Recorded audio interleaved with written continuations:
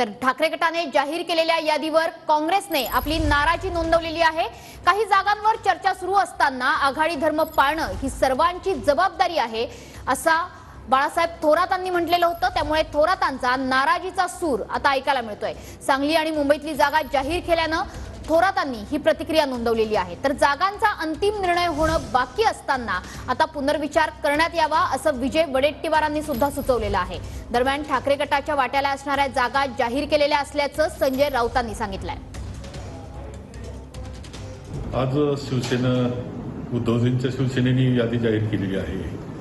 खरं म्हणजे त्यामध्ये सांगली त्यांनी जाहीर करणं किंवा मुंबईमधलं सुद्धा धारावी जिथे तो मतदारसंघ जाहीर करणं हे योग्य झालं नाही असं माझं मत आहे। त्यांनी असं जाहीर करायला नको होतं ज्यावेळेस आम्ही चर्चेमध्ये आहोत। यामध्ये शेवटी एकत्र ज्यावेळेस आम्ही आघाडी आहे तो आघाडी धर्म असतो आणि तो सर्वांनीच पाळला पाहिजे। त्यामुळं त्यांनी हे जागा जाहीर करणं योग्य नाही। आमचा आजही आग्रह या जागेसाठी आहे। एवढंच नाही तर भिवंडीच्या जागेसाठी सुद्धा आमचा आग्रह आहे आणि या बाबतीत जे जाहीर केलं आहे त्या बाबतीत शिवसेनेने फेरविचार करावा असे मी म्हणेल। महाविकास आघाडीच्या जागांच्या बैठकीतील निर्णय अंतिम होणे बाकी असताना उद्धवजी ठाकरे यांनी ज्या 2 जागावर उमेदवार घोषित केलेला आहे हे थोडा आघाडी धर्माला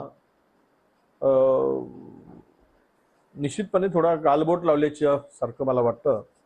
यावर त्यांनी जर पुनर्विचार केला तर सगळे 3ही पक्ष मिळून खुल्या मनाने या निवडणुका आपल्याला पार पाडता आल्या असत्या। आम्ही यादी जाहीर केल्यावर अशा प्रकारचे काही पडसाद उमटले असतील। आता काँग्रेस पक्षाने पण दिल्लीतून अनेक नावं जाहीर केली। त्या संदर्भात आमच्याकडे काही किंवा राष्ट्रवादीमध्ये काही पडसाद उमटला ते तुम्हाला दिसलं नसेल। आता विशेषतः रामटेक ही आमची निवडून आलेली जागा आहे। रामटेक आम्ही कुठे काय खळबळ केली, आमचं ठरलं होतं की तुम्ही लढा, त्या बदल्यात आम्ही दुसरी जागा लढू।